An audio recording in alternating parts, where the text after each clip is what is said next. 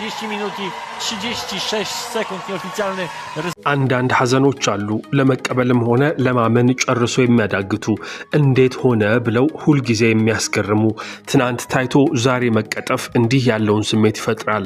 ዛሬ በሀገራችን አትሌቲክስ የተከሰተው ይሄው አይነት ዜና ነው።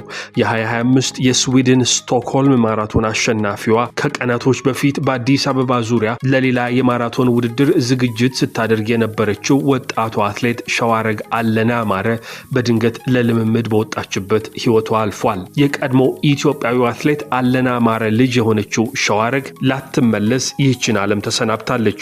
የተወደዳችሁ የኢትዮ አትሌቲክስ ቤተሰቦች ይህ ለአትሌቲክሳችንና ለስፖርቱ አፍቃሪዎች እጅግ አሳዛኝ የሆነውን ልብ ሰባሪ ዜና ይዘን መተናል።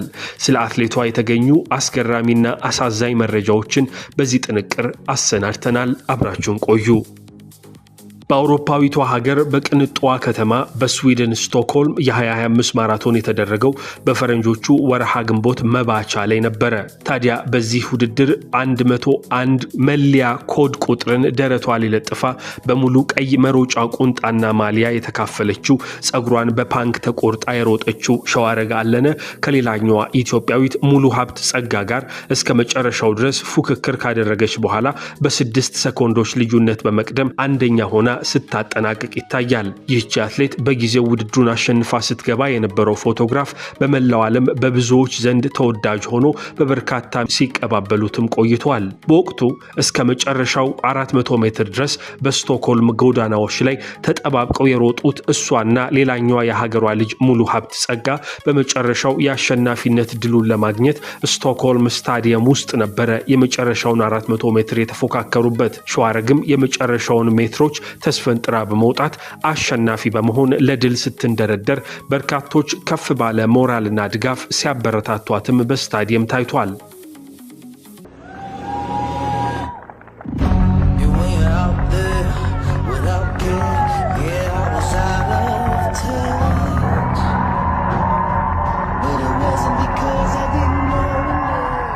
እንግዲህ ይህ ክስተት 4 ወርም አልሞላው። ይህች አትሌት በዚህ ዓመት አዲዳስ ያዘጋጀውን የስቶክሆልም ማራቶን 2 ሰዓት ከ30 ደቂቃ ከ38 ሰከንድ ገብታ ከማሸነፏ በፊት በጥር ወር ህንድ ሙምባይ ማራቶን ላይ 2 ሰዓት ከ29 ከ34 በመግባት አምስተኛ ሆና አጠናቃለች።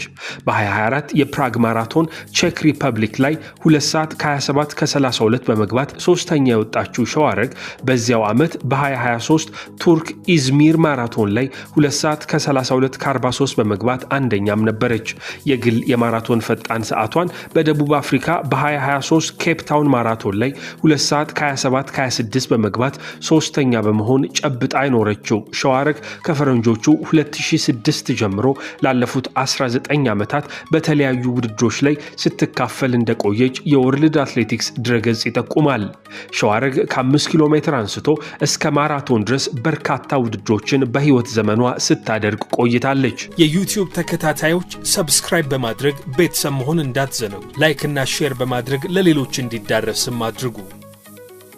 ማርክ ቫን ደ ቪን የተባለ ኔዘርላንዳዊ ማናጀር እንደያዘችና በወርልድ አትሌቲክስ ድረገጽ ቮላሬ ስፖርት የተባለ ማኔጅመንት ተቋም ደግሞ እርሷን እንደሚያሰራትም ይጠቁማል። አትሌቷ በቅርቡ ኑሮዋን ካደረገችበት ሜክሲኮ ወደ አዲስ አበባ በመምጣት ልምምድ እየሰራች ነበረ።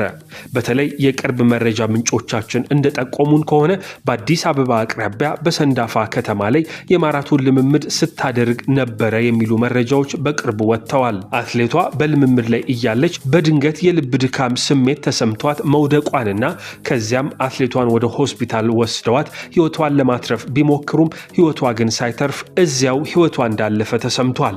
የአትሌቷ አባት አለነ አማረ የቀድሞ አትሌት ሲሆን ኑሮውን በአሜሪካ ኒውዮርክ ሲቲ ያደረገ 25 ዓመታትም በዚያው ከተማ የሰነበተ ሰው እንደሆነ ተዘግቧል። በአሁኑ ሰዓት የአትሌቲክሱ ወዳጆችና ቤተሰቦች በዚች አትሌት ድንገተኛ ህልፈተ ህይወት ከባድ የሆነ ጥልቅ የሐዘን ስሜት እንድትሰማቸው ይገልጻሉ። ለአትሌቷ ቤተሰቦችና ወዳጆችም ኢትዮ አትሌቲክስ ከልብ መጽናናትን እየተመኘ በቅርቡ እቺ አትሌት በስቶክሆልም ማራቶን አሸናፊ ሆና ስታጠናቅቅ የነበረችበትን ቅጽበት እንድትከታተሉ ጋበዝናችሁ። Luiha is still in the mix and we have a bit of a change. Pascalan is off the back, but we have two Ethiopians now, Elena and Tsegay, just running close behind. And there is the National Museum.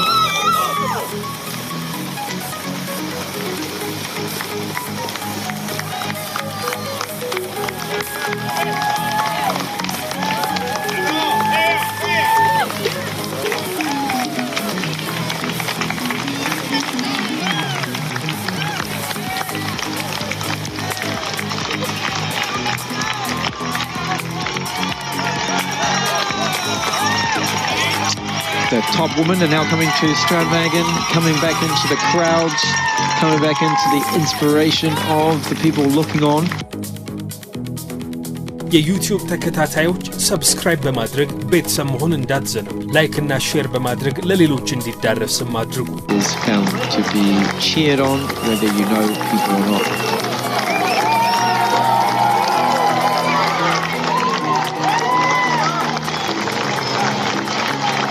A beautiful day here in the capital of Stockholm, of Sweden.